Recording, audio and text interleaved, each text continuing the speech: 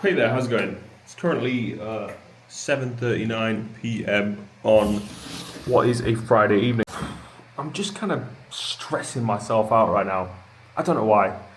Basically, I've been on the TikTok live for a bit, tapping away, drummity, ba ba ba ba ba ling ding, ba ba ba. If you want to see my TikTok live, it's James Atkinson 1120. But I've been tapping away on there for a while and chatting with people and playing music and taking requests for songs that people wanted to hear, and I had to go play along with them. That's what I always do. But basically, now I've kind of finished. I've had to put my phone on charge, and I'm just thinking like, what do I actually want to really do right now? So I've just been kind of pacing around the house, thinking, reflecting, dancing around, throwing some shapes, listening to music. I was thinking about going out to buy some cider, but I'm trying to reduce my alcohol intake. So I don't think I'm going to do that. I might just cook up another pan of food instead. I finished off this pan of food that I made, so I guess it's about time to make another one. The way I'm going to do it is I'm going to take a pan, fill it up with water, add in some salt, turn the heat up, then chuck in a packet of pasta, see how much we can get in there.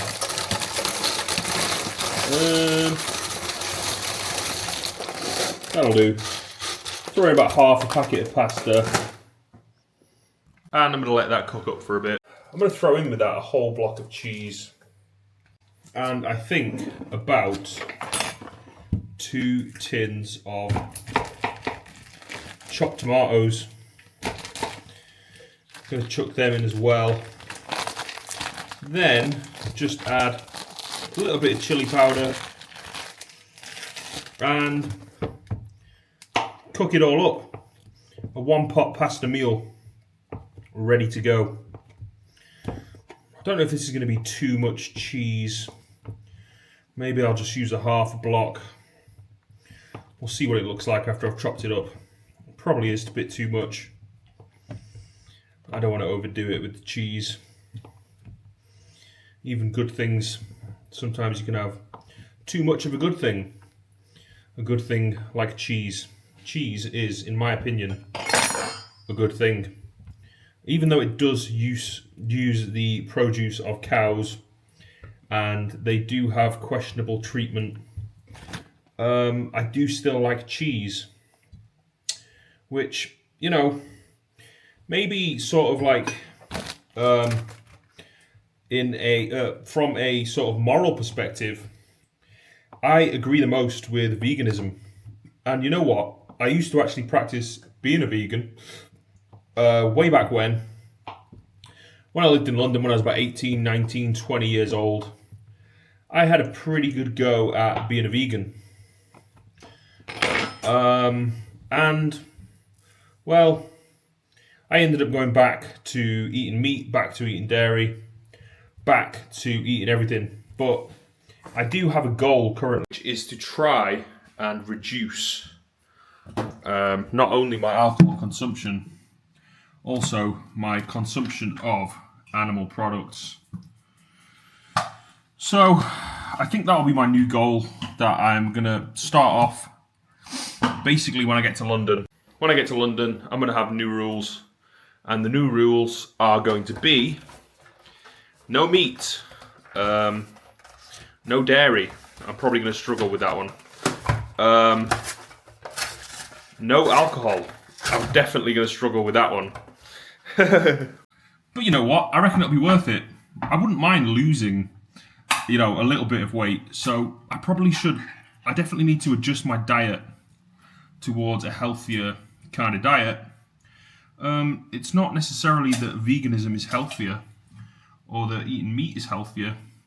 There's a lot of debate on which is healthier. I don't know which is healthier. I would prefer to do it for moral reasons, to say, hey look, I respect the lives of animals and I don't want to kill them. That's kind of the angle I'm coming from. The compassionate, caring sort of love for all creatures great and small angle. Oh, the camera's not focused. Sorry, that is the meal. In there is pasta, chopped tomatoes, 2 tins of chopped tomatoes, a whole shitload of cheese, some salt and some chili powder. And you know what, one last thing I should add in there, just a little bit of sunflower oil. The cheese has already got plenty of fattiness in it, but I'm going to add some oil as well. I feel as though I may need to add some water to that while it's cooking, but we'll see how it turns out. It's going to be very, very, very, very cheesy and tomatoey, which is just how I like it. Cheesy tomato pasta, the kind of meal that I would like, the kind of meal I will eat, the kind of meal I love. No complaints from me. So what I'm going to be doing now is I'm basically just waiting for my phone to recharge so that I can hop straight back on the TikTok live. It's so addictive. Every time I go on there, I gain some followers in varying numbers. It's quite unpredictable. Sometimes I can gain a few. Sometimes I can gain like 30 to 40. I mean, and I can see that only going up and up and up as I keep getting more followers, more exposure. Then it shows me to more people. Then more people find it. So it's the growth is kind of, it's not like linear growth like that. It's like exponential growth like that. And I would imagine it's the same with the money that you can make on TikTok. If you don't know how TikTok works, or you've not been on TikTok, people can go live. It's called going live. You do a live stream, you sit there and people can see you, whatever you're doing, you can interact with them. And they can follow your account and they can tap the screen. Tapping the screen gives you likes. The likes keep increasing the more people tap the screen. And it shows how many likes you've got on that stream in the top left or right corner. I'm not sure which way around I should say that. And people can also send you gifts. So if you want to send a gift, you have to pay money to receive some coins in return, TikTok coins, which is the TikTok currency. And then you can actually send gifts to the creators on the TikTok live, and they will actually receive a monetary value from those gifts that have been sent. The gifts, as they are sent, pop up and appear in the live. So they basically highlight a person's profile picture and name. So it sort of it sort of encourages the creator who's live streaming to, say their name, to thank them for their gift, for their donation. But it's very small amounts of donation. Like, it starts off very small and it goes bigger and bigger and bigger and bigger and bigger. And you can send really expensive gifts, but you can send very, very, very, very cheap gifts. So it's very accessible for a lot of people to say, okay, I could spare, a very small amount of money for this person. It's no big issue. But if you get that tiny little amount of money and more people keep coming in, it accumulates and it accumulates and accumulates, it can go to much bigger amounts if it all adds up. Obviously, people come in and they want to give you a big gift as well, which have higher monetary value. So you can actually make money on TikTok. If you want to live stream, you have to basically start to amass followers.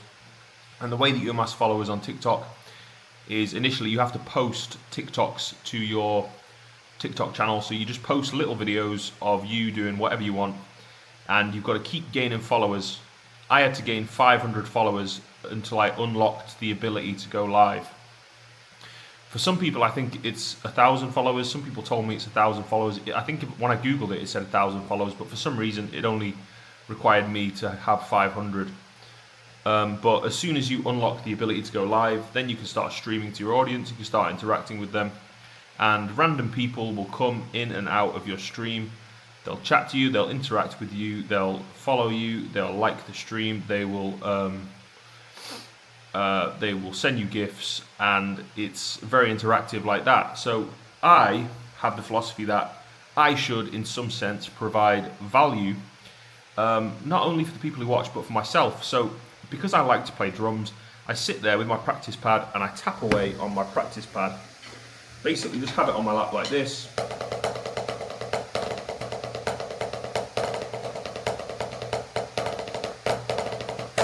So I just play along to some random songs. I'll put songs on YouTube and I'll tap along to some songs on my TikTok. People sit there and they listen, and I'm always reminding people, if you've got a song you want to hear, you can write it down in the chat, and if I know it, maybe I'll give it a go. So people have got this interactive ability to request a song, and I can play that song. They can also comment, and I'll respond to their comments. We can get into a conversation, we can get into a chat. There's quite a lot of people that come in and they come out with very negative, very hateful kind of stuff, but it's very simple to deal with that. Like, you can just you can click on their profile straight away, and you have an option to mute that person, which means they can no longer comment, or you can just straight up block them. If you block them, they can't see you anymore. They can't interact with you. They can't have anything to do with you. That's it. So they've got good safety mechanisms in place and precautionary stuff, so that you have control of your own profile and how people interact with you. If they're not being pleasant to you, you don't just have to put up with it. You can just straight away go, right, click you, block, that's it, done. Then move on.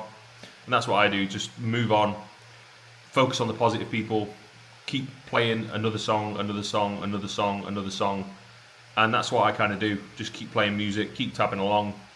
And a lot of the time, I just kind of stop paying attention to the screen and what's going on TikTok, and I'll just watch the YouTube, and I'll just enjoy playing the pad. And they can still watch me, they can still listen, they can still see me drumming, they can still hear the music, they can still hear me playing on the pad. So they actually get to take value away from that and enjoy it, and a lot of people do enjoy it. I get loads of compliments saying it's really good.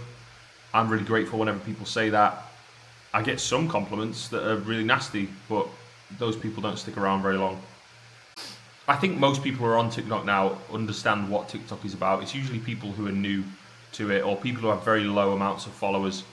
They don't have an understanding of what it's like to actually try to grow an audience or to achieve any kind of growth in their social media accounts. And that's what I'm trying to do. I'm trying to grow my social media accounts. That's why I'm creating YouTube videos. That's why I'm on TikTok.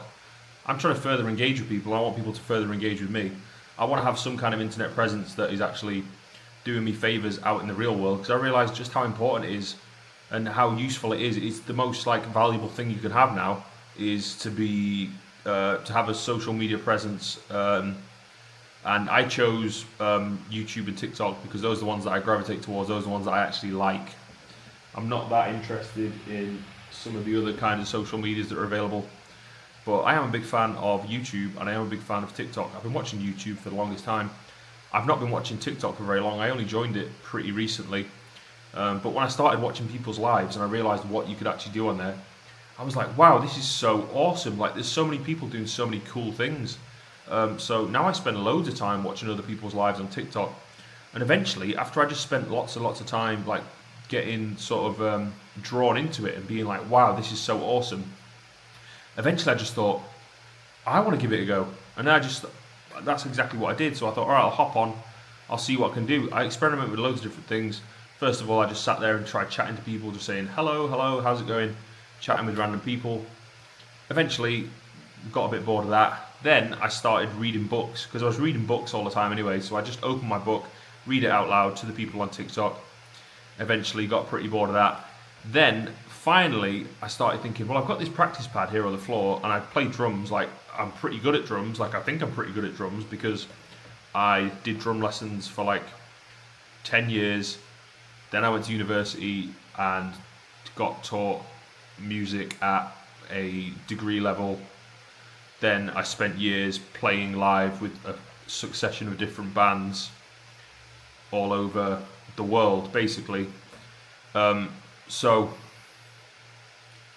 I have pretty good confident ability in my drumming, and I have pretty good confidence in my ability in regards to drumming.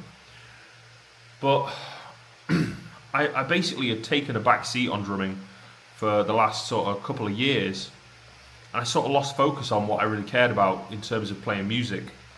And I only really recently regained the passion, the enthusiasm, the excitement for playing music, and that was by going onto TikTok and sitting away and tapping on my practice pad and putting tunes on. Sorry, I should reframe the way I said that, because I didn't actually lose my passion for music whatsoever. I was listening to music all the time. I always listen to music. If I'm down, depressed, unhappy, I listen to music and it makes me feel good again. I love singing, I love dancing. I'm always singing and dancing. I think maybe just there was a bit of a shift and a restructuring of my priorities in life in general, and lots of other things get in the way. And so I got out of practice with like drumming all the time. Now I'm back to playing drums every single day for several hours. Like the last week or so, I've been playing drums for at least 8 hours a day every day, and that's not an exaggeration. At certain days, maybe it was less because I went out and I did a whole bunch of stuff. And obviously, I've got responsibilities to take care of. I've got things that I need to do. But once I've got all the things that I need to do out of the way for the day, so to speak, which a lot of what I need to do, I get it done in the morning. So if I get up at 7 a.m, I've got 5 hours. I get everything done by midday. Midday, I start practicing, pick up the practice pad, switch the tunes on, start tapping away, and I'm practicing. I'm playing music. I'm trying to get better at playing music. That's the only thing I have any interest in. That's my only plan. Is like I'm currently planning to move to London. The only reason I'm doing that is so I can go there, be around all the people who play music all the time, so that I can carry on practicing music. I want to start playing piano a bit more. I can play piano a little bit. I want to start practicing piano seriously, start practicing guitar seriously, start practicing bass seriously, and keep getting better at drums. Then start writing my own music with me playing guitar, me playing piano, me playing bass, me playing drums, me singing. It's all me, me, me, me, me, me, me, me, me. I'm going to do everything inspired by Lewis Cole. If you don't know the artist Lewis Cole, he's a fantastic artist. He can play basically every instrument to a very good standard, pretty much. Some things he's better at than others, but he plays really well, and he's musical and he writes good music, and he can basically just do it all by himself. I want to start producing music just by myself. In the same way that Dave Grohl made the first Foo Fighters record and he played every instrument on the album, and when he went into the studio, it was just him. That's exactly what I want to do. Not out of like a control freak-ism, just because I want to develop my skills on all these different instruments. I love to play in bands with other people. I've done it for years and years and years and years and years. I don't have anything against playing in bands with other people. I've just reached a point where I'm thinking like, what would my music sound like if it was all me? If it wasn't like, oh, my mate is playing the guitar and I'm playing the drums and blah, blah, blah, blah, blah. If it wasn't like that, if I wrote and recorded the guitar track, if I wrote and recorded the piano track, if I wrote and recorded the bass part, if I wrote and recorded the drums, and if I wrote and recorded the vocals, if it was all me, me, me, me, and me, what would that sound like? Because that would be 100% James Atkinson, written, recorded, and produced by James Atkinson. That's my current goal. As well as that, I would also like to join a band and play with other people as well. But I would like to do this self-recording thing and see which does better. Does it do better when it's just me, me, me, me, me? Or does it do better when it's me plus this guy, that girl, Dave on piano, Tony on the drum, Tony on bass, and whatever, you know what I mean? Anyway, I need to go check out my food is doing, probably give it a stir. Back in a second. Food's doing pretty good so far. I just gave it a taste, and yeah, yum, yum, yum, yum, yum. Tasted good to me. So anyway, I'm going to be hopping back on the TikTok in a bit, and I'm going to be enjoying this food, so thank you for watching this YouTube video. If you could subscribe to the channel, it would do me a huge favour. I'm trying to grow my followers at the moment. Like the video if you liked it. If you don't like it, no problem. But leave a comment or just don't do any of that. Whatever, I don't care. Alright, just bye, alright?